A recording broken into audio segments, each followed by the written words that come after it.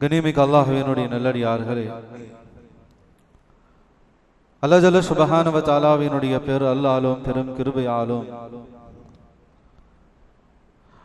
ஈருலகத்திலும் இம்மையிலும் மறுமையிலும் நாம் நிம்மதியாக சந்தோஷமாக வாழ வேண்டும் என்பதற்காக அல்லாஹுடைய புறத்திலிருந்து எண்ணிலடங்கா அருள்கொடைகளை எல்லாம் அல்லாஹ் ஜல்ல சுப்ஹானஹு வ தஆலா நமக்காக வழங்கி இருக்கின்றான். அல்ஹம்துலில்லாஹ். அல்லாஹ் நமக்கு செய்திருக்கக்கூடிய பேர் உபகாரங்களுக்கும் பேர் அருள்கொடைகளுக்கும் நினைவு கூர்ந்து அதற்காக நாம் அல்லாஹுக்கு நன்றி செலுத்த கடமைப்பட்டிருக்கின்றோம். கனிமிக்க அல்லாஹ்வினுடைய அல்லாஹ் அவனுடைய புறத்திலிருந்து நமக்கு வழங்கி இருக்கக்கூடிய எண்ணிலடங்கா அந்த நிஅமத்துகளில், அந்த அருள்கொடைகளில் மிக அழகான மிக அலங்காரமான வாழ்வின் அர்த்தமாக ஒரு பிடிமானமான ஒரு நிஅமத்தாக அல்லாஹ் ஜல்ல சுப்ஹானஹு வ தஆலா நமக்கெல்லாம் அவனுடைய புறத்திலிருந்து குழந்தை செல்வங்களை, பிள்ளைகளை, சந்ததிகளை அல்லாஹ் வழங்கி இருக்கின்றான். இந்த உலகத்தில் அல்லாஹ் தன்னுடைய அடியானுக்கு வழங்கிய ஒரு அழகான அலங்காரமான அருள்கொடை என்பதாகவே அல்லாஹ் தன்னுடைய திருமறையில சுட்டி காட்டுகின்றான். அல் மாலு வல் பனூன் ஸீனத்துல் ஹயாத்தித் துன்யா. குழந்தை செல்வங்கள், அந்த சந்ததிகள் இருக்கின்றதே, உலகத்தில் மனித வாழ்க்கையினுடைய அலங்காரமாக இருந்து கொண்டிருக்கின்றது. மனித வாழ்க்கையினுடைய நாம் அவனுக்கு கொடுத்த அருள்கொடைகளில், நியாமத்துகளில் ஒரு அழகான அலங்காரமான ஒரு அருள்கொடை என்பதாக அல்லாஹ் தன்னுடைய திருமறையிலே சுட்டி காட்டுகின்றான். கனிமிக்க அல்லாஹ்வினுடைய நல்லடியார்களே, குழந்தை செல்வங்கள், பிள்ளைகள், நம்முடைய வாரிசுகள், அந்த சந்ததிகள் நம்முடைய வாழ்க்கையினுடைய அர்த்தமாகவும் இருந்து கொண்டிருக்கின்றார்கள். நம்முடைய வாழ்க்கையினுடைய ஒரு பிடிமானம், வாழ்க்கைக்கான ஒரு அர்த்தத்தை நிரப்பக்கூடிய ஒரு பெரிய அருள்கொடையாகத்தான் அழகான அலங்காரமான அந்த குழந்தை செல்வங்கள் இருந்து கொண்டிருக்கின்றார்கள். கனிமிக்க அல்லாஹ்வினுடைய நல்லடியார்களே, பிள்ளை செல்வங்கள் இல்லை என்பதாக சொன்னார். அல்லாஹ் பாதுகாக்கணும். யாருக்கு அல்லாஹ் சந்ததிகளை தரவில்லையோ, வாரிசுகளை தரவில்லையோ, அல்லாஹ் அவர்களுக்கு விரைவாக சிறந்த சாலிகான சந்ததிகளை வழங்குவானாக. ஆனால் அந்த சந்ததிகளை பெறவில்லை, தங்களுக்கு குழந்தை செல்வங்கள், தங்களுடைய தலைமுறைகள் அடுத்தடுத்து உருவாகவில்லை என்பதாக சொன்னால் வாழ்க்கையே கசந்து போய்விடும். வாழ்க்கையில ஒரு பிடிமானம், ஒரு அர்த்தமே இருக்காது. எதற்காக உழைக்கிறோம், யாருக்காக பாடுபடுகின்றோம், எதற்காக இவ்வளவு பெரிய தியாகங்கள் என்பதாக வாழ்க்கையில ஒரு அர்த்தமற்ற ஒரு சூழல் தான் அதிகமாக நிலவும். எனவேதான் அல்லாஹ் குர்ஆனிலே குழந்தை செல்வங்களை, பிள்ளைகளை பற்றி சொல்லும் பொழுது அவர்கள் வாழ்க்கையின் உங்கள் அலங்காரமாக அழகாக இருந்து கொண்டிருக்கிறார்கள் என்பதாக அல்லாஹ் தன்னுடைய திருமறையிலே சுட்டி காட்டுகின்றார். கனிமிக்க அல்லாஹ்வினுடைய நல்லடியார்களே, அதனால்தான் மனித புனிதர்களான நபிமார்கள் இந்த உலகத்திலே உலகத்தினுடைய எந்த பாக்கியத்திற்காகவும் படைத்த ரப்பிடத்திலே கையேந்தி துவா செய்தது கிடையாது. முழுக்க முழுக்க உம்மத்திற்காக, மறுமை வாழ்க்கைக்காகத்தான் நபிமார்கள் துவா செய்திருக்கார்கள். அந்த துவாக்கள் எல்லாம் குர்ஆனிலே இடம்பெற்றிருக்கின்றது. இவை தாண்டி உலகத்தினுடைய ஒரு பாக்கியத்திற்காக, ஒரு அருள்கொடைக்காக மனித புனிதர்களான நபிமார்கள் கரமேந்திருக்கின்றார்கள். அல்லாஹ்விடத்திலே வேண்டி துவா பிரார்த்தனை செய்திருக்கிறார்கள் என்பதாக சொன்னால் தங்களுடைய சந்ததிகளினுடைய விருச்சமத்திற்காக, தங்களுக்கும் ஒரு சந்ததி வேண்டும், ஒரு வாரிசு வேண்டும், குழந்தை வேண்டும் என்பதற்காகத்தான் அல்லாஹ்விடத்திலே நபிமார்கள் உலக விஷயத்தை முன்னிறுத்தி துவா செய்த அந்த துவாவுடைய வார்த்தைகள் குர்ஆனில் இருந்து கொண்டிருக்கின்றது. ஹஸரத் ஜக்கரியா அலைஹிஸ்ஸலாத்து வஸலாம் அவர்கள் அல்லாஹ்விடத்தில் துஆ செய்கிறார்கள். ரப்பி லா ததர்னி ஃபர்தன் வ அன்த கைருல் வாரிஸீன். யா அல்லாஹ், என்னை சந்ததியற்றவனாக இந்த உலகத்தில் ஆக்கிடாதே. குழந்தை இல்லாத, தலைமுறை இல்லாத, எனக்கு பிறகு இந்த தீனுடைய நுபுவத்துடைய வேலைகளை செய்வதற்கு ஆள் இல்லாத சந்ததியற்றவனாக என்னை ஆக்கிவிடாதே. எனக்கு ஒரு வாரிசை தா, எனக்கு சந்ததிகளை, குழந்தை செல்வங்களை தா என்பதாக ஹஸரத் ஜக்கரியா அலைஹிஸ்ஸலாத்து வஸலாம் அவர்கள் துஆ செய்திருக்கின்றார்கள். ஹஸரத் இப்ராஹிம் அலைஹிஸ்ஸலாத்து வஸலாம் அவர்களுடைய துஆவையும் அல்லாஹ் குர்ஆனிலே பதிவு செய்திருக்கின்றான். ரப்பி ஹப்லி மினஸ் சாலிஹீன். யா அல்லாஹ், சாலிஹான சந்ததிகளை எனக்கு தா என்பதாக சொல்லி ஹஸரத் இப்ராஹிம் அலைஹிஸ்ஸலாத்து வஸலாம் அவர்கள் அதிகமாக துஆ செய்திருக்கின்றார்கள். எனவே கண்ணியமிக்க அல்லாஹ்வுடைய நல்லடியார்களே, மனித வாழ்க்கையிலே குழந்தை செல்வங்கள், அந்த பிள்ளைகள், நமக்கான சந்ததிகள் என்பது அந்த அளவுக்கு ஒரு முக்கியத்துவம் வாய்ந்த ஒரு பெரும் அழகான அலங்காரமான ஒரு அருள்கொடையாக இருந்து கொண்டிருக்கின்றார்கள். கண்ணியமிக்க அல்லாஹ்வினுடைய நல்லடியார்களே, உலகத்துல மனநிலைகளோடு சந்தோஷமாக வாழ வேண்டும் என்பதை இந்த உலகத்துல விரும்பாதவர்கள் யாரும் இருக்க முடியாது. எல்லோருடைய விருப்பம், வாழ்க்கையினுடைய யதார்த்த நிலையும் இதுதான். குடும்பத்தோடு குடும்பத்தார்களோடு இந்த உலகத்தில் நிம்மதியாக சந்தோஷமாக கவலைகள் இல்லாமல் பிரச்சனைகள் எல்லாம் தீர்ந்து ஒரு நிம்மதியான சூழல் ஏற்பட வேண்டும் என்பதை எல்லோரும் விரும்புவோம். கனிமிக்கு அல்லாஹ்வுடைய நல்லடியாக இந்த உலகத்தில் நாளை மறுமையிலும் குடும்பமாக நம்முடைய மனைவி பிள்ளைகளோடு நம்முடைய குடும்பத்தார்களோடு சொர்க்கத்திலே பிரவேசிப்பதற்கான வாய்ப்பு சந்தர்ப்பங்களையும் அல்லாஹ் ரசூல் ஏற்படுத்தி வைத்திருக்கின்றார். வரலாறுகளை நாம் பார்க்கலாம். ஹஸரத் நுஅமான் இப்னு ஹாரிஸ் ரலியல்லாஹு தஆலா என்பதாக சொல்லக்கூடிய ஒரு சஹாபி, அதிகமான அதீத அமல்களினுடைய ஆர்வம் கொண்டவர், குர்ஆனுடைய முஹிப்பீனாக குர்ஆனுடைய நேசத்துக்குரியவராக இருந்த ஒரு சஹாபி. அவர் ஒரு நாள் நபி ஸல்லல்லாஹு அலைஹி வஸல்லம் அவர்களை சந்திக்கிறார். ஒரு நீண்ட நெடிய சம்பவம். நபி ஸல்லல்லாஹு அலைஹி வஸல்லம் அவர்களை சந்தித்த தருணத்தில் நபி ஸல்லல்லாஹு அலைஹி வஸல்லம் நுஅமான் இப்னு ஹாரிஸ் ரலியல்லாஹு தஆலா அவர்களிடத்தில் சொன்னாங்க, ஹாரிஸ், ஹஸரத் ஜிப்ரீல் அலைஹிஸ்ஸலாத்து வஸலாம் அவர்கள் அல்லாஹ்வுடைய புறத்திலிருந்து ஒரு செய்தியை கொண்டு வந்தாங்க. எப்பேற்பட்ட ஒரு செய்தி என்பதாக சொன்னா, வானவ தலைவர் ஜிப்ரீல் அலைஹிஸ்ஸலாத்து வஸலாம் அவங்க சொன்னாங்க, அல்லாஹ்வுடைய தூதர் ஸல்லல்லாஹு அலைஹி வஸல்லம் அவர்களே, இந்த உலகத்துல உங்களோடு நெருக்கமாக உங்களை மிகவும் பிரியப்படக்கூடிய உங்களுடைய தோழர்கள் தங்களுடைய அந்த முகப்பத்தால் சிலருடைய அமல்களால் உங்களை மிக நெருக்கமாக இருந்து கொண்டிருக்கின்றார்களே, அவர்களுடைய குடும்பமும் உங்களோடு மிக நெருக்கத்தில் இருந்து கொண்டிருக்கின்றது. இதுபோன்று நாளை மறுமையிலே சொர்க்கத்தில் உங்களோடு உங்களுடைய தோழர்கள் சிலர் தங்களுடைய குடும்பத்தார்களோடு பிரவேசிக்கக்கூடிய பாக்கியத்தையும் அல்லாஹ் கொடுத்திருக்கான். இந்த உலகத்துல மட்டும் உங்களோடு அவர்கள் குடும்பத்தோடு நெருக்கமாக இருந்ததல்ல, உங்களுடைய தோழர்கள் சிலரை அல்லாஹ் கபூல் செஞ்சிருக்கான். நாளை மறுமையிலும் அவர்கள் உங்களோடு அவர்களுடைய குடும்பத்தார்களோடு உங்களுடைய குடும்பத்தார்களோடு இணைந்து சொர்க்கத்திலே சந்தோஷமாக வாழக்கூடிய பாக்கியத்தை அல்லாஹ் கொடுத்திருக்கான் அப்படின்னு சொல்லி ஹஸரத் ஜிப்ரீல் அலைஹிஸ்ஸலாத்து வஸலாம் அவர்கள் சொன்ன செய்தியை தங்களுடைய தோழர் சஹாபி ஹஸரத் நுஅமான் இப்னு ஹாரிஸ் ரலியல்லாஹு தஆலா அவர்களிடத்தில் நபி அவங்க சொன்னாங்க. ஹஸரத் ஹாரிஸ் ரலியல்லாஹு தஆலா அவங்க ரொம்ப ஆச்சரியப்பட்டாங்க. நபி ஸல்லல்லாஹு அலைஹி வஸல்லம் இடத்துல சொன்னாங்க, அல்லாஹ்வுடைய தூதர் ஸல்லல்லாஹு அலைஹி வஸல்லம் அவர்களே, அந்த பாக்கியம் எனக்கும் கிடைக்காதா? அந்த பாக்கியவான்களினுடைய குடும்பத்தில் என்னுடைய குடும்பமும் இணைந்து கொள்ளாதா? அல்லாஹ்விடத்திலே எனக்காக துஆ செய்யுங்க. நபி அவங்க சொன்னாங்க, ஹாரிஸ், நீங்களும் உங்களுடைய குடும்பத்தார்களும் அந்த கூட்டத்தில் இருக்கீங்க. என்னுடைய தோழர்கள் அல்லாஹ் தேர்ந்தெடுத்தவர்களில் நீங்களும் இருக்கீங்க, உங்களுடைய குடும்பத்தார்களும் இருக்காங்க. நீங்கள் நாளை மறுமையிலே உங்கள் குடும்பத்தார்களோடு என்னோடு சொர்க்கத்திலே பிரவேசிப்பீர்கள். அந்த வாக்கியம் உங்களுக்கும் உண்டு என்பதாக நபி ஸல்லல்லாஹு அலைஹி வஸல்லம் அவர்கள் அவருக்கு சொன்னார்கள். கனிமிக்கு அல்லாஹ்வுடைய நல்லடியார்களே, இந்த வரலாற்றினுடைய நிகழ்விலே உலமாக்கள் விரிவுரையிலே எழுதுகின்றார்கள், இந்த பாக்கியம் ஹஸரத் ஹாரிஸ் ரலியல்லாஹு தஆலா அவர்களுக்கு எதன் மூலமாக கிடைச்சதுன்னு சொன்னா, அவங்க தங்களுடைய வாழ்க்கையில எந்த அமல்களை செஞ்சாலும், ஒரு சிறிய அமல் அல்லது ஒரு பெரிய அமல், எந்த அமல்களை செஞ்சாலும் அந்த அமல்ல இஸ்திகாமத் இருந்துச்சு. நிரந்தரமாக அந்த அமலை தொடர்ந்து செய்யக்கூடியவங்களாக இருந்தாங்க. அதிகமான முறையில குர்ஆனுடைய தொடர்பு, குர்ஆனை அதிகமாக ஓதி வரக்கூடிய ஒரு பழக்கம் இருந்துச்சு. ஒரு கட்டத்தில் நபி அவங்க சொன்னாங்க, ஹாரிஸ், நாளை மறுமையிலே சொர்க்கத்தின் காரியாக நீங்க இருப்பீங்கன்னு சொன்னாங்க.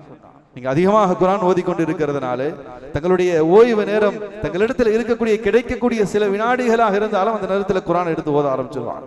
எனவே அதற்கு நபி அவங்க சொன்னாங்க, நாளை மறுமையிலே சொர்க்கத்திலே ஓதுவதற்கான பாக்கியம் கிடைக்கிறது. அந்த பாக்கியத்தில் நீங்கள் முதன்மையானவராக இருப்பீங்க. உங்களுடைய கிராத்தை சோனவாசிகள் முழுவதும் கேட்பாங்க. சோனத்தின் காரியாக நீங்க இருக்கீங்க என்பதாக சொல்லி தன்னுடைய தோழரை சிறப்பித்து சொன்னாங்க. எனவே இந்த பாக்கியம் இதன் மூலமாக கிடைச்சிச்சு சொன்னா, தங்களுடைய வாழ்க்கையில எல்லா அமல்களிலும் நிரந்தரத்தன்மை, ஸ்திரத்தன்மை, சிறிய பெரிய எந்த அமல்களாக இருந்தாலும் உறுதியாக கடைசி வரைக்கும் அதை செய்யக்கூடிய அந்த பழக்கம் இருந்துச்சு. எனவே கண்ணியமிக்க அல்லாஹ்வுடைய நல்லடியாக எப்படி இந்த உலகத்துல நாம நம்ம குடும்பத்தார்களோடு, நம்முடைய உறவுகளோடு, நம்முடைய பிள்ளைகளோடு நாம் வாழ வேண்டும், சந்தோஷமாக இருக்க வேண்டும் என்பதை பிரியப்படுகின்றோமோ, அந்த பாக்கியம் மறுமையிலும் சொர்க்கத்திலும் பெருமானார் ஸல்லல்லாஹு அலைஹி வஸல்லம் அவர்களோடு நம்முடைய குடும்பத்தார்களோடு இணைந்து வாழக்கூடிய அந்த பாக்கியமும் அதாகத்தான் இருந்து கொண்டிருக்கின்றது. நம்முடைய செயல்பாடுகள், அதற்கான முயற்சிகள் என்ன என்பதாக சொன்னா, நம்முடைய குடும்பத்தை, நம்முடைய மனைவி பிள்ளைகளை, ஆண் பிள்ளைகள், பெண் பிள்ளைகளை ஈமானிய சூழ்நிலையில் உருவாக்க வேண்டும் என்பது நம்முடைய கடமையாக இருக்கிறது.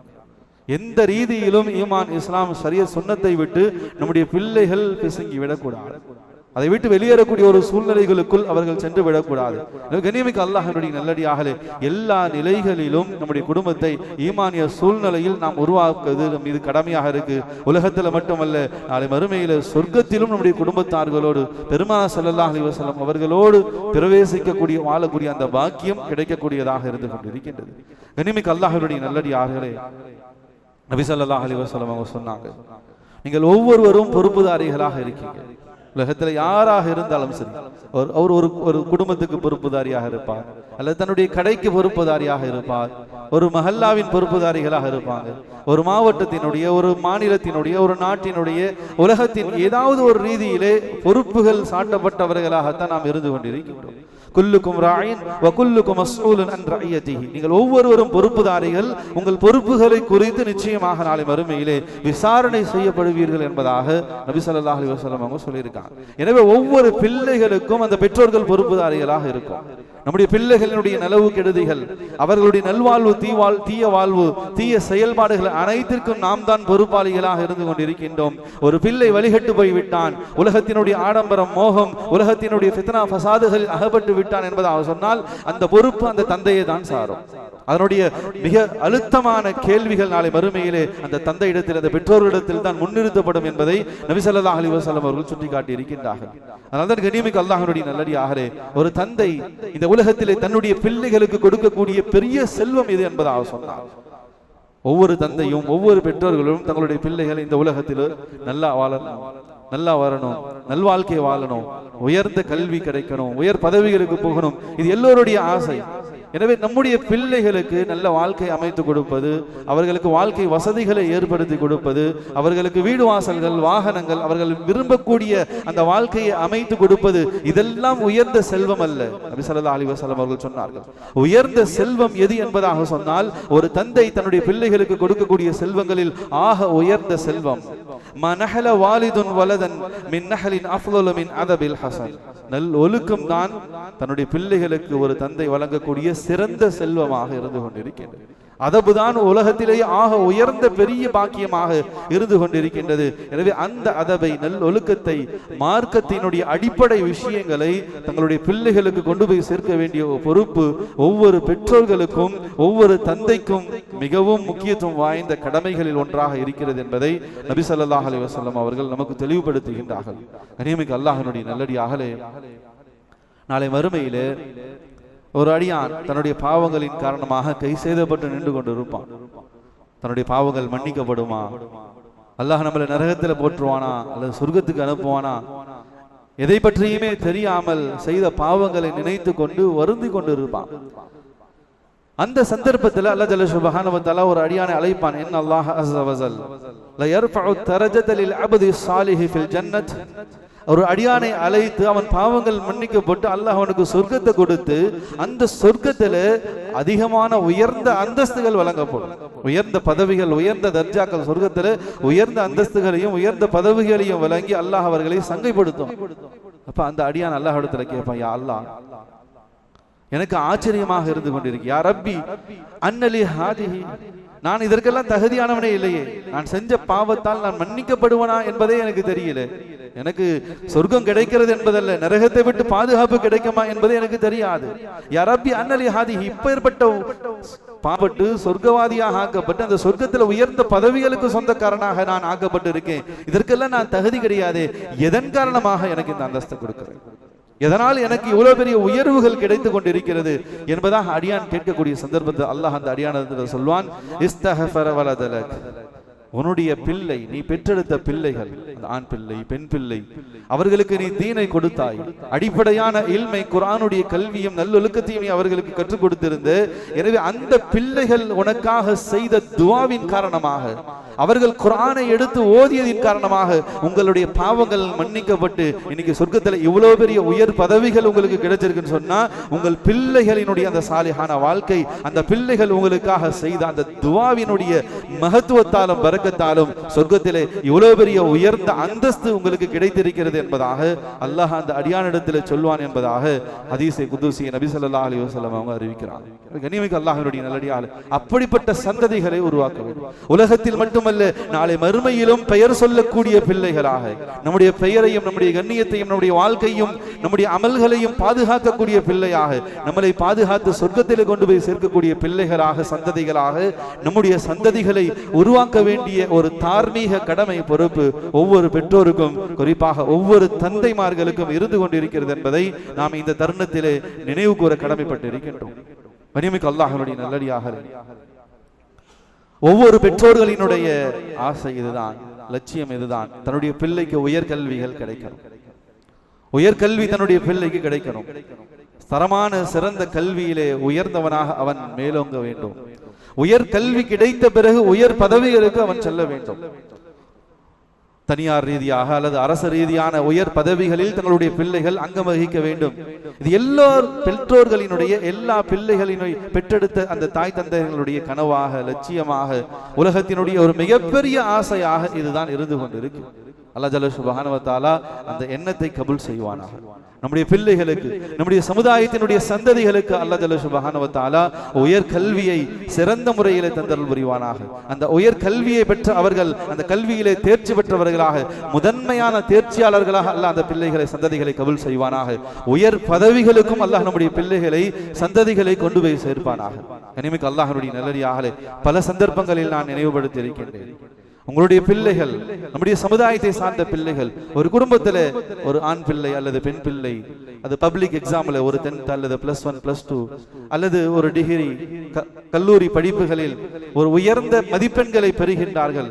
அவர்களுடைய பெயர்கள் முதல் தர அமைப்பிலே மதிப்பெண்களை எடுத்த மாணவர்களுடைய பட்டியல்களில், பேப்பர்களில், செய்தித்தாள்களில், நியூஸ்களில் வருகிறது என்பதாக சொன்னால், அதை நினைத்து அந்த மாணவரோ அல்லது அந்த மாணவியோ அந்த குடும்பமோ சந்தோஷப்படுவதை காட்டிலும் இந்த சமூகம் கொண்டாடுகிறது அந்த பிள்ளைகளை. நம்முடைய சமுதாயத்தை சார்ந்த ஒரு மாணவன், ஒரு மாணவி உயர்கல்வியிலே உயர்ந்த இடத்துக்கு போயிட்டாங்களே, இவ்வளவு பெரும் மதிப்புகள், ஸ்டேட் லெவல்ல, கிரேட் லெவல்ல ஃபர்ஸ்ட் இடத்துல வந்திருக்காங்களே, செகண்ட் இடத்துல வந்திருக்காங்களே, உங்கள் குடும்பம் அவர்களை நினைத்து சந்தோஷப்படுகிறதோ இல்லையோ, இந்த சமூகம் அவர்களுடைய முன்னேற்றத்தை எதிர்பார்க்கிறது. அந்த சந்தோஷத்தை சமூகத்தினுடைய சந்தோஷமாக பார்க்கப்படுகின்றது. அல்லாஹ் ஜல்ல சுப்ஹானஹு வ தஆலா உயர் கல்வியிலும் உயர் பதவிகளிலும் அல்லாஹ் நம்முடைய சந்ததிகளை உயர்த்தி அருள் புரிவானாக. பள்ளிகளினுடைய ரிசல்ட்டுகள் 10th +1 +2 ரிசல்ட்டுகளை எதிர்நோக்கி நம்முடைய பிள்ளைகள் இருந்து கொண்டிருக்காங்க. எனவே அந்த ரிசல்ட்டுகளும் நல்ல முறையிலே அதிகமான மதிப்பெண்களை பெற்ற அமைப்பில் நம்முடைய பிள்ளைகளுக்கு அல்லாஹ் ஜல்ல சுப்ஹானஹு வ தஆலா கிருபை செய்வானாக. கனிமிக்க அல்லாஹ்வுடைய நல்லடியாக அதே தருணத்திலே உயர் கல்வி கிடைக்க வேண்டும், உயர் பதவிகள் கிடைக்க வேண்டும், கல்வியிலே சிறந்த மதிப்பெண்கள் நம்முடைய பிள்ளைகளுக்கு கிடைக்க வேண்டும். எந்த மாற்றமும் இல்லை, இதில் யாருக்கும் எந்த மாற்று கருத்தும் இல்லை. ஆனால் தீனுடைய விஷயத்திலே அடிப்படையான இல்மை கொண்டு போய் அடிப்படையான ஒழுக்கத்தை கொண்டு போய் சேர்க்கக்கூடிய விஷயத்திலே எந்த அளவுக்கு இந்த ஆர்வத்தை நாம் வெளிப்படுத்தி இருக்கின்றோம். ரீதியான கல்வியிலே உலக ரீதியான பதவிகளில் உயர்வை அடைய வேண்டும் என்பதாக விரும்பக்கூடிய நாம், அதை லட்சியமாக ஆசையாக எடுத்து முயற்சிகள் செய்யக்கூடிய நாம், தீன் ரீதியான மார்க்க ரீதியான அடிப்படையான இல்மு நம்முடைய பிள்ளைகளுக்கு போய் சேர்ந்திருக்கின்றதா? அடிப்படையான கல்வியை, குர்ஆனுடைய கல்வியை, குறைந்தபட்சம் மக்தபுடைய அந்த கல்வியை ஒரு மக்தபுடைய மதரசாவிலே பயின்று நம்முடைய பிள்ளைகள் உருவாகக்கூடிய ஒரு சூழ்நிலை, அடிப்படையான தீனை, அடிப்படையான குர்ஆனுடைய கல்வியை கற்றுக்கொள்ளக்கூடிய விஷயத்திலே எந்த அளவுக்கு நாம் அக்கறையை எடுத்துக்கொண்டிருக்கிறோம் என்பதையும் இந்த தருணத்திலே நாம் சிந்தித்து பார்க்க கடமைப்பட்டு இருக்கின்றோம். கனிமிக்க அல்லாஹ்வுடைய நல்லடியார்களே, நபி ஸல்லல்லாஹு அலைஹி வஸல்லம் காலத்திலே, சஹாபாக்களுடைய காலத்திலே சிறு பிள்ளைகளுக்கு குழந்தை பருவத்திலேயே அடிப்படையான முழுமையான தீனுடைய கல்வியை கொடுத்திருக்கின்றார்கள். அர்கானுல் இஸ்லாம் என்பதாக சொல்வார். மார்க்கத்தினுடைய அடிப்படையான 5 விஷயங்களை சிறு பிராயத்திலேயே அவர்களுக்கு கொடுக்கப்பட்டு விடும். அதன் மூலமாகத்தான் மிகப்பெரிய சாதனையாளர்களாக காலம் கடந்து இந்த உலகத்தினுடைய அழிவு நாள் வரைக்கும் ஹைருல் குரூன், பொற்காலம் என்பதாக சஹாபாக்களினுடைய தாபியினுடைய காலம் போற்றப்பட்டதற்கான காரணம் அதுவாக தான் இருக்கிறது. ஆரம்பத்திலேயே அடிப்படையிலேயே மார்க்கத்தினுடைய அத்தனை விதமான அடிப்படை விஷயங்களும் அவர்களுக்கு கொண்டு போய் சேர்க்கப்பட்டிருக்கிறது. வரலாறுகளை நம்ம பார்க்கலாம். ஒரு சந்தர்ப்பத்தில் ஹஜ்ரத் ஆயிஷா ரலியல்லாஹு தஆலா அவங்க ரொம்ப சின்ன பிள்ளையாக இருக்கும் பொழுது நபி ஸல்லல்லாஹு அலைஹி வஸல்லம் அவங்க ஆயிஷா ரலியல்லாஹு தஆலா அவங்கள பார்த்து கேட்டாங்க. ஆயிஷா ரலியல்லாஹு தஆலா ஒரு குதிரை பொம்மையை வச்சு விளையாடி கொண்டிருந்தாங்க. அந்த குதிரை பொம்மையில 2 பக்கமும் பறவைகளுக்கு இருக்கிறதை போல ரெக்கையும் இருந்துச்சு, குதிரை பொம்மை. நபி ஸல்லல்லாஹு அலைஹி வஸல்லம் அவங்க ஆயிஷா ரலியல்லாஹு தஆலா பார்த்து கேட்டாங்க, என்ன ஆயிஷா ரலியல்லாஹு தஆலா, உங்களுடைய குதிரைக்கு ரெக்கை இருக்கு, குதிரை எப்படி பறக்கும்? குதிரை ஓடதானே செய்யும், குதிரை என்ன பறவையா அப்படின்னு சொல்லி நபி அவங்க கேட்டாங்க. ஆனா ஆயிஷா ரலியல்லாஹு தஆலா மிக அற்புதமாக பதில் சொன்னாங்க.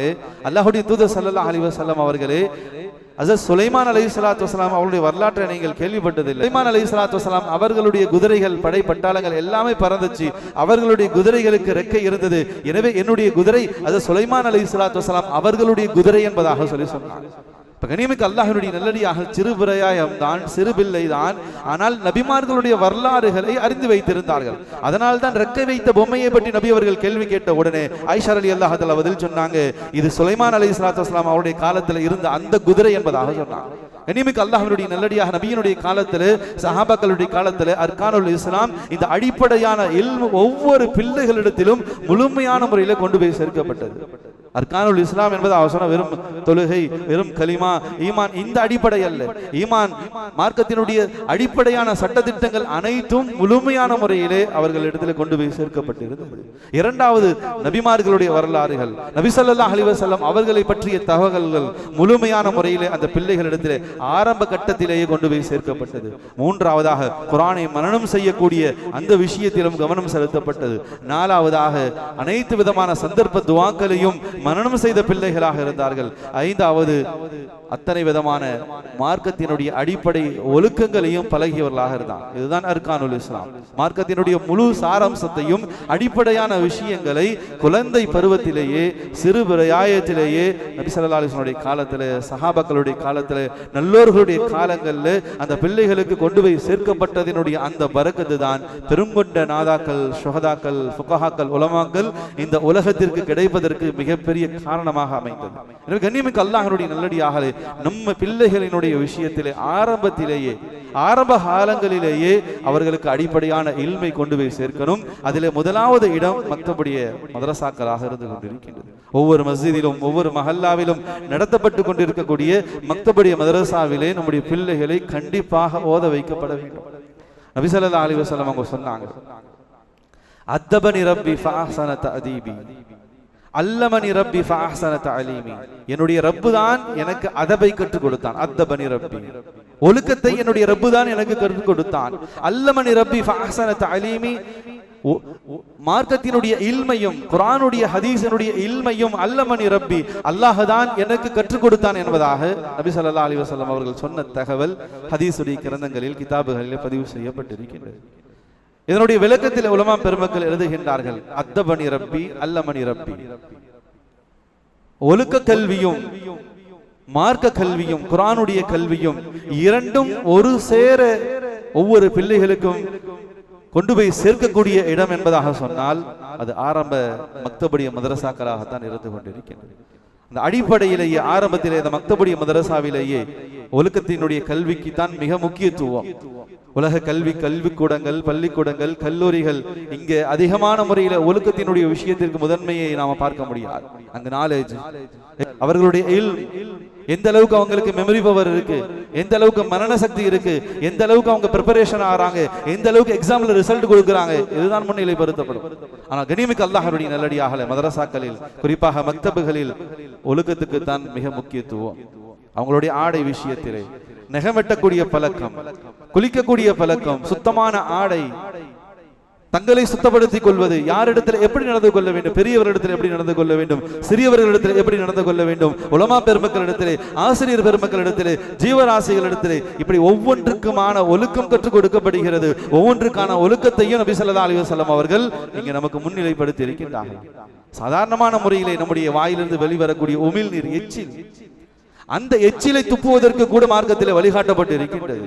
செருப்பு அணிவதற்கான சுன்னத்துகள், வழிகாட்டுதல் முறைகள் நம்முடைய மார்க்கத்தில் மிக தெளிவாக சுட்டிக்காட்டப்பட்டு இருக்கின்றது. பாதை விதிகள், ஒரு பாதையில எப்படி செல்ல வேண்டும், எப்படி வாகனம் ஓட்டி செல்ல வேண்டும், பாதையில நடந்து செல்லக்கூடியவர்கள் எப்படி செல்ல வேண்டும், அதற்கான வழிமுறைகள் நம்முடைய மார்க்கத்திலே மிக அழகான முறையில் வழிகாட்டப்பட்டு இருக்கின்றது. எனவே கண்ணியமிக்க அல்லாஹ்வுடைய நல்லடியார்களே, அத்தபனி அல்லமணி, இரண்டு கல்வியும் ஒழுக்க கல்வியும் அதே போல மார்க்க குர்ஆனுடைய இல்மும் இரண்டும் ஒரு சேர கிடைக்க பெறக்கூடிய இடம் மக்தபுடைய மதரசாக்கள், அதை தாண்டி அரபி மதரசாக்களாக இருந்து கொண்டிருக்கின்றது. அந்த மதரசாக்களுடைய விஷயத்திலே அடிப்படையான இல்ம் நம்முடைய பிள்ளைகள் ஒவ்வொருவருக்கும் கொண்டு போய் சேர்க்க வேண்டிய தார்மீக பொறுப்பு நம்மிடத்தில் இருந்து கொண்டிருக்கிறது என்பதையும் நாம் நம்மை நினைவுபடுத்திக் கொள்ள கடமைப்பட்டு இருக்கின்றோம். கண்ணியமிக்க அல்லாஹ்வுடைய நல்லடியார்களே, சுன்னத்தே சஹாபா, சஹாபாக்களினுடைய சுன்னத், அவர்களுடைய வழிமுறைகளில் ஒன்று என்ன என்பதாக சொன்னா, தங்களுடைய பிள்ளைகள் அந்த குழந்தை பருவத்தை கடந்து அவர்கள் ஒரு ஸ்டேஜை அடையும் பொழுது, வரலாறுகள் இப்படியே பதிவு செய்யப்பட்டிருக்கின்றது, 4 வருடங்கள் 4 மாதங்கள் 4 நாட்கள் கடந்த பிறகு வீட்டுடைய தாலிமில் இருந்து அவர்களை எடுத்து கொண்டு போய் மக்தபுடைய தாலிமிலே, மஸ்ஜிதினுடைய மதரசாவினுடைய தாலிமிலே இணைக்கக்கூடிய பழக்கம் சஹாபாக்களிடத்தில் இருந்துச்சு. 4 வயது 4 மாதங்கள் 4 நாட்கள் கடந்த பிறகு அந்த பிள்ளைகளை வீட்டுடைய தாலீமில் இருந்து, வீட்டிலே கற்ற கல்வி, தாயிடத்திலே கற்றுக்கொண்ட, வீட்டுடைய சூழலில் கற்றுக்கொண்ட அந்த இல்முடைய சூழலில் இருந்து அவர்களை கொண்டு போய் மக்தபுடைய மதரசாக்கள், மஸ்ஜிதினுடைய மதரசாக்கள், அரபி மதரசாக்களை அவர்களை கொண்டு போய் விட்டு தீனுடைய கல்வியை கற்கக்கூடிய ஒரு சூழலை ஏற்படுத்தக்கூடிய பழக்க வழக்கங்கள் சஹாபாக்களுடைய காலத்திலிருந்து இன்று வரைக்கும் தொன்று தொட்டு பழக்க வழக்கங்களில் இருந்து கொண்டிருக்கின்றது. அரபு நாடுகள்ல, நம்முடைய தமிழகத்தில் கூட பல இடங்கள்ல தன்னுடைய பிள்ளையை முதலாக 4 வயசு கழித்த பிறகு மதரசால கொண்டு வந்து விடும் பொழுது ஒரு பெரிய ஏற்பாடுகள் இருக்கும். ஒரு மிகப்பெரிய நிகழ்ச்சியான நிகழ்ச்சிகளாகவே அது அமைக்கப்படும். ஏன் அப்படிப்பட்ட ஒரு சூழல் சஹாபாக்களுடைய காலத்திலிருந்தே பின்பற்றப்பட்டு வந்திருக்கின்றது. அந்த குழந்தைகள் வந்துருச்சு என்பதாக சொன்னா அரிசியிலோ அல்லது கோதுமையிலோ அந்த ஆசிரியர், அந்த உஸ்தாது கையை பிடித்து அலிஃப் பா என்பதாக சொல்லி எழுதி பழக்கி கொடுப்பார். கண்ணியமிக்க அல்லாஹ்வினுடைய நல்லடியாக ஆரம்ப கட்டத்திலேயே அந்த பிள்ளைகளை 4 வயது கடந்த பிறகு மஸ்ஜிதிலே மதரசாவிலே கொண்டு வந்து அவர்களை அடிப்படையான தீனுடைய இல்மை நாம் போதிக்க வேண்டும். அதனால நபி ஸல்லல்லாஹு அலைஹி வஸல்லம் சொன்னாங்க, குழந்தை பேச ஆரம்பிக்கும் பொழுதே அந்த குழந்தை அம்மா அத்தா என்பதாக சொல்வதற்கு முன்னதாகவே அல்லாஹ் என்பதாக சொல்லி பழகும். முதல் வார்த்தை அந்த குழந்தையினுடைய நாவிலிருந்து என்ன வார்த்தை வெளிவரணும்? அல்லாஹ் என்ற வார்த்தை வரணும். லா இலாஹ இல்லல்லாஹ் முஹம்மது ரசூலுல்லாஹி ஸல்லல்லாஹு அலைஹி வஸல்லம் இந்த கலிமாவை கற்றுக் கொடுங்கள் என்பதாகத்தான் நபி ஸல்லல்லாஹு அலைஹி வஸல்லம் அவர்கள் போதித்திருக்கின்றார்கள். கண்ணியமிக்க அல்லாஹ்வினுடைய நல்லடியாக சஹாபாக்களுடைய காலத்தில், இமாம்களுடைய காலத்தில் அந்த வீட்டு தாலீம் மட்டும் சாதாரணமான அமைப்பில் இல்லை. அந்த 3 வயது 4 வயது வீட்டுடைய சூழலிலே வளர்ந்த பிறகு மதரசாக்களிலே கொண்டு போய் அந்த பிள்ளைகள் விடுபடுவார்கள். ஆனால் அந்த வீட்டு சூழலும் சாதாரணமான முறையிலே தீனுடைய சூழலிலே இல்லை. மிகப்பெரிய மேதைகளை அந்த வீட்டு சூழலிலேயே உருவாக்கி இருக்கிறது. கண்ணியமிக்க அல்லாஹ்வுடைய நல்லடியார்களே, காசமி நானூத்தி ரஹ்மத்துல்லாஹி அலைஹி அவர்கள் தாருல் உலூம் தேவபந்த் மதரசாவினுடைய ஸ்தாபகர். அவங்க தங்களுடைய வரலாற்றில் பதிவு செய்யறாங்க, அரபு மதரசாக்கள் தௌரால ஹதீஸுடைய பாடமாக மிஷ்காத்தினுடைய ஹதீஸுடைய கிதாப் ஓதி கொடுக்கப்படும். 4 வருடங்கள் கழித்த பிறகுதான் ஆலிம்களாக ஓதக்கூடிய அந்த மாணவர்களுக்கு ஓதி கொடுக்கப்படக்கூடிய மிஷ்காத்தினுடைய ஹதீஸுடைய கிதாப். காசமி நானூத்தி ரஹ்மத்துல்லாஹி அவங்க சொல்றாங்க, இந்த மிஷ்காத்துடைய கிதாபை நான் சிறு பிள்ளையாக இருக்கும் பொழுது சிறு பிராயத்திலேயே என்னுடைய தாயிடத்துல தான் நான் கற்றுக்கொண்டேன்னு சொன்னாங்க. சுப்ஹானல்லாஹ். எவ்வளவு முக்கம்மலான தீன் அந்த குடும்பத்தில் இருந்திருக்கு. சிறு பிராயத்திலேயே மிகப்பெரிய ஆலிம் வகுப்பில் ஓதி கொடுக்கப்படக்கூடிய ஹதீஸுடைய கிதாபை சிறு வயதிலேயே பாடமிட்டு விட்டார்கள், முழுவதுமாக படித்து விட்டார்கள் என்பதாக சொன்னார். எப்படிப்பட்ட ஒரு அருமையான சூழல்! குதுபுதீன் பக்தியார் ரஹ்மத்துல்லாஹி அலைஹி அவர்கள் அவங்களுடைய தாயார் தன்னுடைய பிள்ளைக்கு 4 வயசு கடந்துட்ட பிறகு கொண்டு போய் மதரசாவில் விட்டாங்க. அங்க ஊர்ல இருக்கக்கூடிய மஸ்ஜிதினுடைய மஹல்லாவினுடைய மக்தபுடைய மதரசாவில் குர்ஆன் அப்பதான் அலிப்பே எல்லாம் சொல்லி கொடுத்து குர்ஆன் ஓதி கொடுக்கணும். முதலாவதாக அலிப்பேவை படிப்பதற்காக அந்த குழந்தையை கொண்டு போய் குதுபுதீன் பக்தியார் ரஹ்மத்துல்லாஹி அலைஹி அவர் சிறு பிள்ளையாக குழந்தையாக இருக்கும்போது அவங்க தாய் கொண்டு போய் மதரசால விட்டாங்க. ஆசிரியர் அந்த உஸ்தாத் அந்த மஹல்லா மக்தபுடைய அந்த இமாம் அந்த குழந்தையை உட்கார வச்சு அலிபே சொல்லி கொடுத்து அவுது பில்லாஹி மினஷ் ஷைத்தானிர் ரஜீம் பிஸ்மில்லாஹிர் ரஹ்மானிர் ரஹீம் சொல்லி கொடுத்தார். இப்ப அந்த சிறு பிள்ளை 4 வயது கூட நிரம்பாத குதுபுதீன் பக்தியார் ரஹ்மத்துல்லாஹி அவங்க சொன்னாங்க, உஸ்தாத் நானாக ஓதட்டுமான்னு சொல்லி கேட்டாங்க. உனக்கு என்னப்பா தெரியும்? எனக்கு சில சூறாக்கள் தெரியும், நான் ஓதட்டுமா? எனவே அவுது பில்லாஹி மினஷ் ஷைத்தானிர் ரஜீம் பிஸ்மில்லாஹிர் ரஹ்மானிர் ரஹீம் சொல்லி ஆரம்பித்து 15 ஜுஸுகளை அந்த குழந்தை ஓதியதாக வரலாற்றில் குர்ஆனுடைய பாதி பகுதி ஓதி முடிச்சாச்சு. இப்பதான் அலிபே கற்றுக் கொடுக்க வேண்டும் என்பதாக தாயார் கொண்டு வந்து மதரசால விட்டுட்டு போறாங்க. அந்த உஸ்தாதுக்கே பெரிய ஆச்சரியம், அலிபே கூட உனக்கு தெரியலையப்பா, எது அலிஃப் எது பேன் தெரியல அந்த குழந்தைக்கு. உஸ்தாது தான் கற்றுக் கொடுக்கிறார். ஆனா அந்த குழந்தை 15 ஜுஸுகளை மனனமாக ஓதி.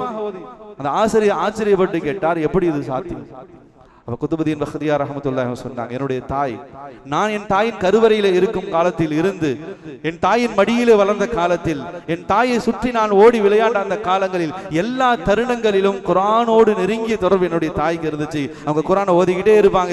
கேட்டு கேட்டு கேட்டு மனப்பாடம் ஆயிடுச்சு. 15 ஜுஸுகளை நான் மனப்பாடம் பண்ணிட்டேன். ஆனா குர்ஆனை பார்த்து ஓத தெரியாது. குர்ஆனை பார்த்து ஓதன்றதுக்காகத்தான் உங்களிடத்துல என்னுடைய தாய் கொண்டு வந்து விட்டுருக்காங்க. எனக்கு குர்ஆனை பார்த்து ஓத கற்றுக் கொடுங்க, மனனமாக 15 ஜுஸு தெரியும் என்பதாக சொன்னார்.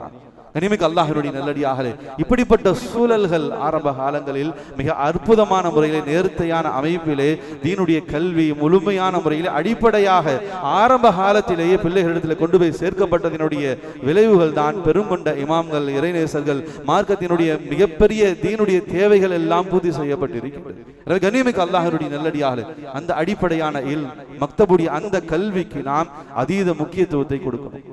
என்னதான் உலகத்தினுடைய பல விதமான நெருக்கடி சூழ்நிலைகள், பலவிதமான டியூஷன் சென்டர்கள், கோச்சிங் சென்டர்கள் எல்லாம் இருந்தாலும் நமக்கு முதன்மையானது நாளை மறுமையில அல்லாஹ் நீ டாக்டர் ஆனியா, எம்பிபிஎஸ் படிச்சியா, கலெக்டர் ஆனியா, எந்த டாக்டரும் எந்த கலெக்டரும் அல்லது எந்த பட்டதாரிகளும் கோபிச்சு கொள்ள வேண்டாம். நிதர்சன உண்மை, அல்லாஹுக்காக அல்லாஹ் நம்மளை மன்னிக்கணும். நாளை மறுமையில நீங்கள் பட்டதாரிகளா, நீங்கள் பெரும் பெரும் இல்மை உலகத்தினுடைய கல்வியை, கலை கல்வியை கற்ற கல்விமான்களா என்பதாக சொல்லி கேட்க மாட்டான். குர்ஆன்ல உங்களுக்கு என்ன தெரியும்? குர்ஆன்ல எவ்வளவு ஓதுவீங்க? எந்த அளவுக்கு குர்ஆனை மனப்பாடம் பண்ணிருக்கீங்க? ஓதுங்க. நாளை மறுமையில அல்லாஹ் குர்ஆனை தான் ஓத சொல்வான்.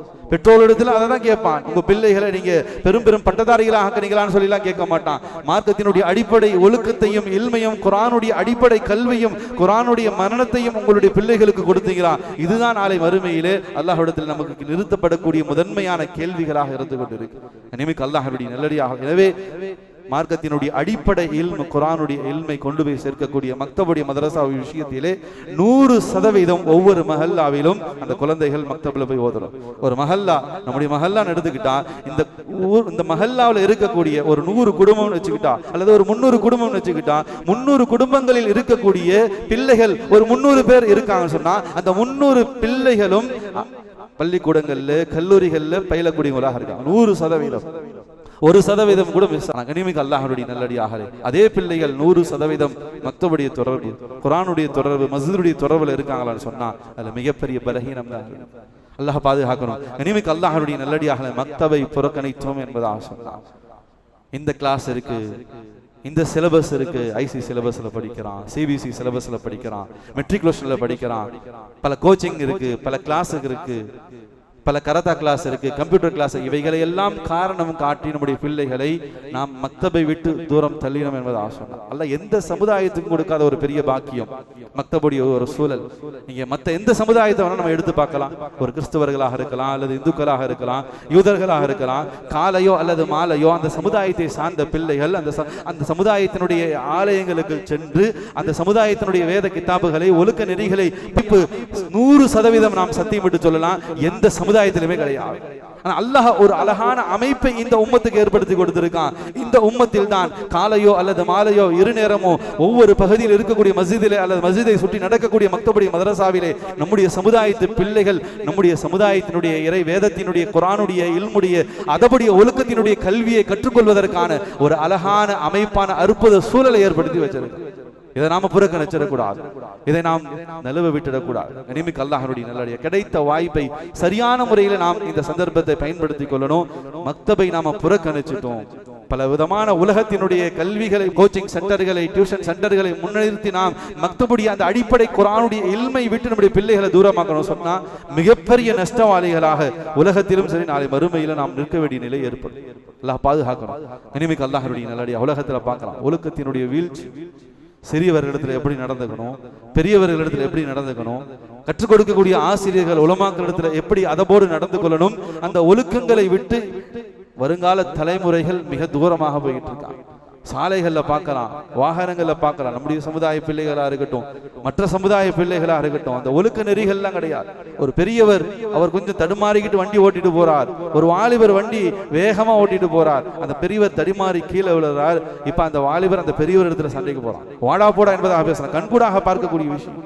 யாரிடத்துல எப்படி நடந்து கொள்ளணும், ஒரு ஒழுக்க நெறிகள் என்ன, ஒரு பொறுமை நிதான தன்மைகள் என்ன, இதை விட்டெல்லாம் தூரமான சூழ்நிலையில் இன்றைய தலைமுறை போய் கொண்டிருக்கின்றது. அல்லாஹ் பாதுகாக்கணும். அதன் காரணமாக பலருடைய சாபத்துக்கு நம்முடைய பிள்ளைகள் ஆறா.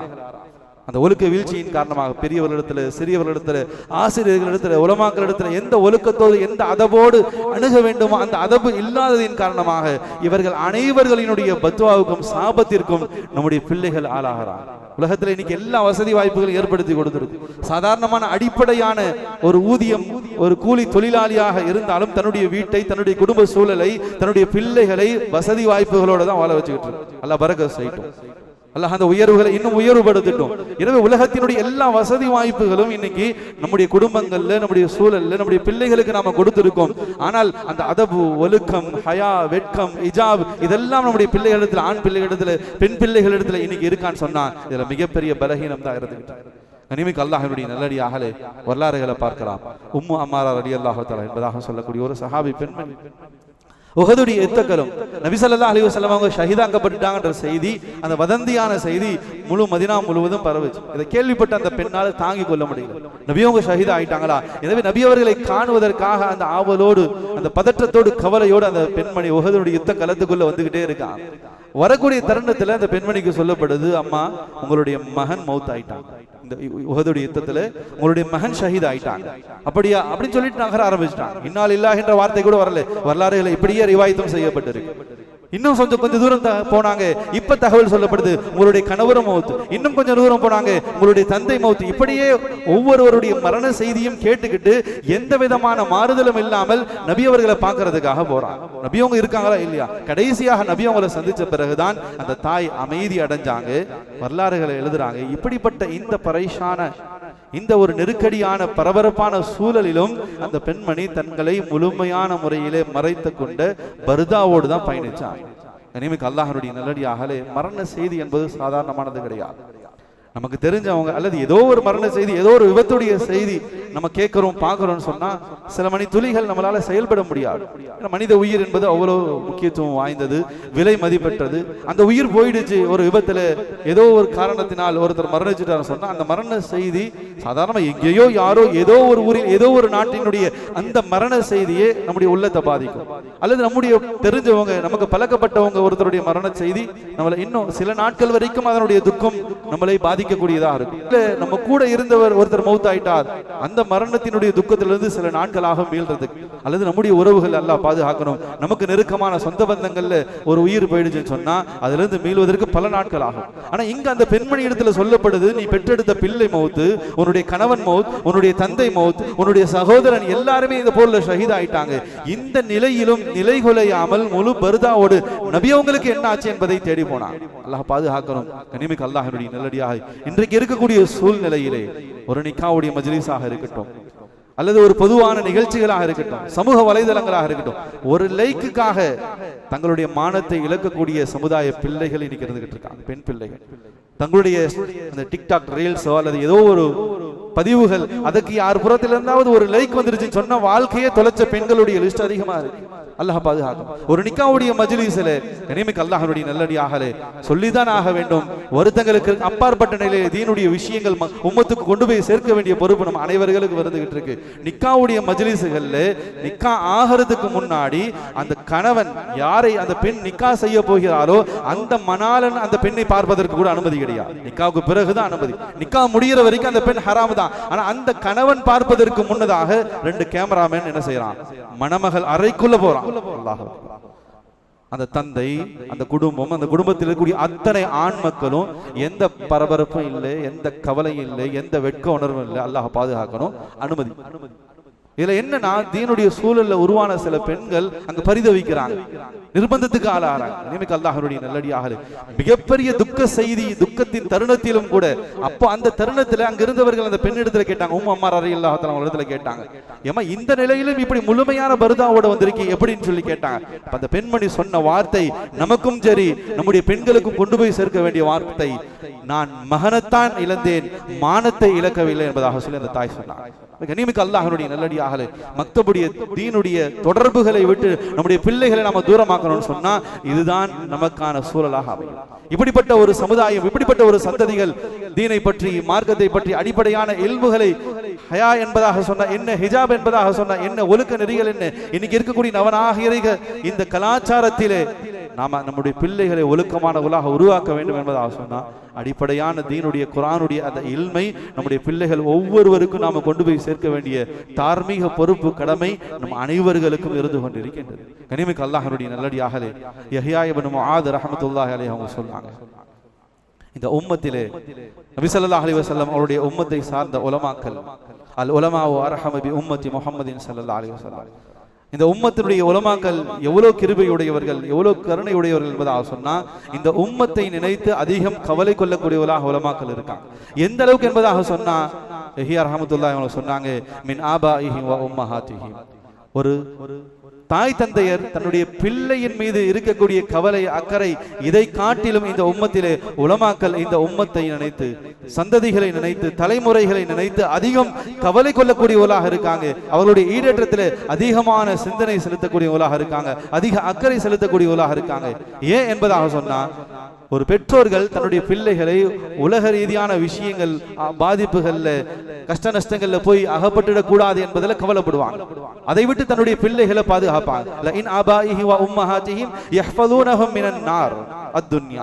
உலகத்தினுடைய சோதனைகளிலிருந்து உலகத்தினுடைய நெருப்பிலிருந்து தன்னுடைய பிள்ளையை பாதுகாக்கக்கூடிய அந்த பொறுப்பை பெற்றோர்கள் செய்வாங்க. ஆனா இந்த உலமாக்கள் இருந்து கொண்டிருக்கின்றார்கள்,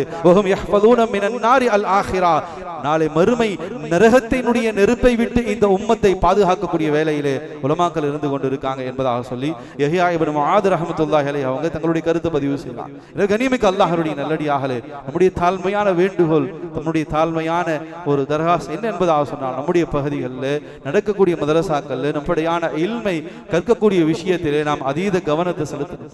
100% நம்முடைய பிள்ளைகளுக்கு தீனுடைய கல்வி, மார்க்கத்தினுடைய கல்விகள் போய் சேரணும். அதுல எந்த குறைபாடுகளும் நம்ம செய்யக்கூடாது. அப்படி செஞ்சோம் என்பதாக சொன்னால் அதனுடைய நஷ்டங்கள் மிக வீரியமானதாக, மிக பாதிப்பை ஏற்படுத்தக்கூடியதாக இருக்கும். அலிமியான் ரஹ்மத்துல்லாஹி அலைஹி என்பதாக சொல்வார். அபுல் ஹசன் நதுவி ரஹ்மத்துல்லாஹி அலைஹி ஆல் இந்தியா பர்சனல் லா போர்டின் ஆரம்ப காலத்தினுடைய தலைவர், ஜமியத்துல் உலமா இந்தியினுடைய தலைவராக இருந்து செயல்பட்டவங்க, தீனுடைய மிகப்பெரிய ஹிதமத்துகளை எல்லாம் முன்னெடுத்து சென்றவங்க. அவங்க சொல்றாங்க, எந்த பகுதியிலே மக்தப் ஹயாத்தாக இருக்கோ அந்த மஹல்லா மக்கள் 100% அந்த மக்தபில் தங்களுடைய பிள்ளைகளை ஓத வைக்கிறாங்களோ எந்த எதிர்ப்பு சக்தியை கண்டும் நாம் பயப்பட தேவையில்லை. யாராலும் இந்த சமூகத்தை ஒன்றும் செய்து விட முடியாது. எதுவரைக்கும் ஒரு பகுதியில் மக்தப ஹயாத்தாக இருக்கு, அந்த மக்தபை அந்த மஹல்லா மக்கள் 100% பயன்படுத்திக் கொள்கிறார்கள் என்பதாக சொன்னா எந்த எதிரிகளை கண்டும் இந்த சமூகம் பயப்பட தேவை. எப்போ ஒரு பகுதியில் மக்தப ஹயாத்தாக இல்லை, மக்தபு சரியாக நடக்கல, மக்தபுடைய மதரசா சரியாக நடக்கல, அல்லது அந்த மஹல்லாவில் இருக்கக்கூடியவர்கள் அந்த மக்தபை சரியாக பயன்படுத்திக்கலன்னு சொன்னா எதிரிகளிலிருந்து நம்மை பாதுகாப்பதில்லை, நம்முடைய ஈமானையே நம்மால் பாதுகாத்துக் கொள்ள முடியாது. ஈமான்தாரிகள் முர்த்ததாக கூடிய சூழல் அங்கு அதிகமாகும். மக்தப் இல்லைன்னு சொன்னா முர்த்ததுகள் ஈமானை விட்டு வெளியேறக்கூடிய ஒரு சூழல் இந்த சமூகத்தில் அதிகரிக்கும் என்பதாக சொல்லி எச்சரிக்கை செய்திருக்கின்றார். கண்ணியமிக்க அல்லாஹ்வுடைய நல்லடியார்களே, அல்லாஹ் ரப்புல் ஆலமீன் அனைவர்களையும் பொருந்திக் கொள்வானாக. நம்முடைய சந்ததிகள், நம்முடைய வாரிசுகள், நம்முடைய பிள்ளைகளை அல்லாஹ் கபூல் செய்வானாக. ஒழுக்கமுள்ள இல்முடைய பிள்ளைகளாக அவர்களை ஆக்கி அருள் புரிவானாக. மக்தபுடைய மதரசாக்களை அல்லாஹ் கபூல் செய்வானாக. 100% அதை பயன்படுத்தி நல்ல சாலிஹான பிள்ளைகளாக, இல்முடைய பிள்ளைகளாக உருவாகக்கூடிய சூழலை அல்லாஹ் ஜல்ல சுப்ஹானஹு வ தஆலா நம்முடைய சந்ததிகளுக்கும் வாரிசுகளுக்கும் ஏற்படுத்தி தந்தல் புரிவானாக. ஆகிர் தஅவானா அல்ஹம்துலில்லாஹி ரப்பில் ஆலமீன். அஸ்ஸலாமு அலைக்கும் வ ரஹ்மத்துல்லாஹி தஆலா வ பரகாத்துஹு.